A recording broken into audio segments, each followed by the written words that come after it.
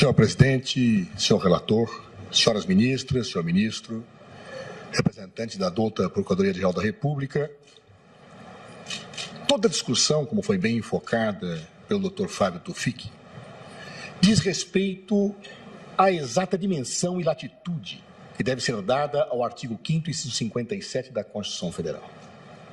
Lá está inserida uma expressão trânsito em julgado, ou sentença que transita em julgado. O significado dessa expressão é indiscutível. O significado dessa expressão está incorporado nos léxicos jurídicos há décadas. Trânsito em julgado significa sentença que não comporta mais recurso. Significa, na linguagem de Liebman, aquela sentença que gera a definitividade dos seus efeitos erga omnes na perspectiva da sua intangibilidade. Trânsito em julgado, em síntese, significa trânsito em julgado. Podemos gostar ou não gostar disto. Podemos discordar da Constituição. Podemos dizer que ela é retrógrada, que ela é atrasada, mas é o que a Constituição diz. Pode-se utilizar qualquer instrumento hermenêutico, qualquer instrumento exegético, é o que está lá. E é esta Constituição que nós juramos defender. É esta Constituição cidadã que nos garante o Estado de Direito. Por isso, senhores ministros, senhoras ministras, há que se respeitar a Constituição. E a expressão trânsito julgado não foi colocada lá por acaso, senhor presidente. Ela tem uma lógica sistêmica, ela tem uma lógica axiológica. Essa lógica é que esta Constituição cidadã garante, acima de tudo e de todos, a dignidade da pessoa humana e a liberdade. Estes são os valores fundamentais que lá estão colocados e por isso se assegura que aquelas restrições a estes valores só podem ser dadas quando a certeza jurídica alcança o seu grau máximo. E com isto se vincula a competência desta Corte.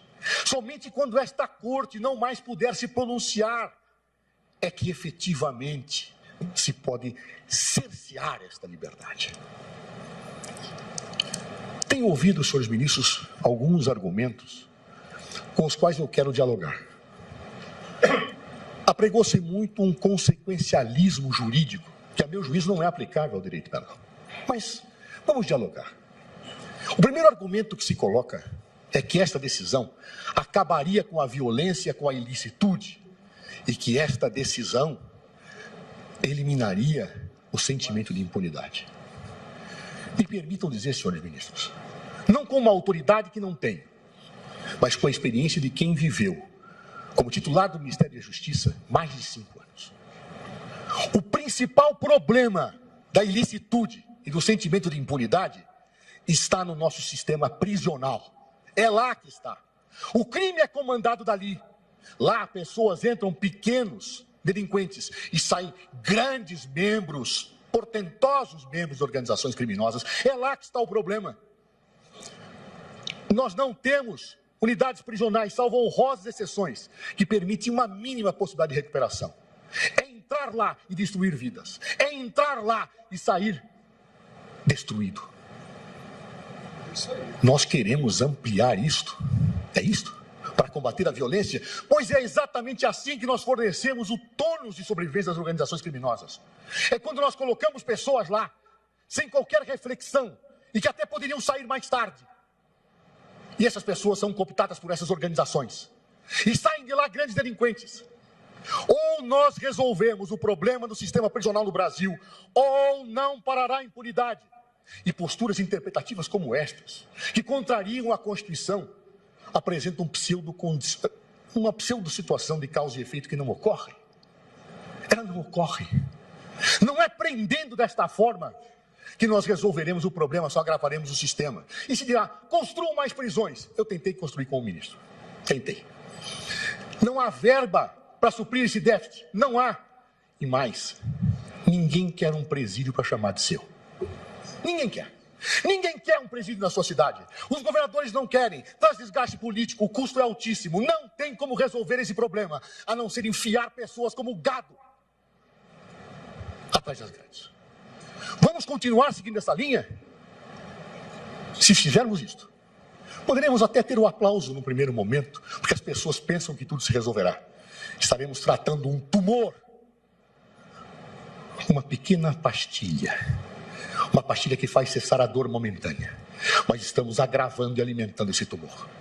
Não é justo pisotear-se a Constituição cidadã para termos uma política que joga contra a sociedade, que joga contra os seres humanos, que aniquila vidas.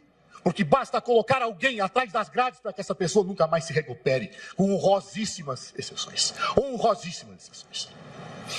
Um outro argumento que tenho ouvido, senhores ministros e senhora ministra, diz respeito aqui, bem, a eficácia disso.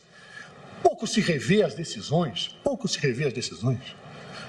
Na verdade, as revisões são quase sempre mantidas, porque aqui só se discute questões de fato, de direito, não se discute questões de fatos e senhores. O direito penal moderno no Estado de Direito exige a discussão de limites da ação estatal. E é por isso que esta Corte tem um papel fundamental nesta questão, porque é ela que é a guardiã da Constituição.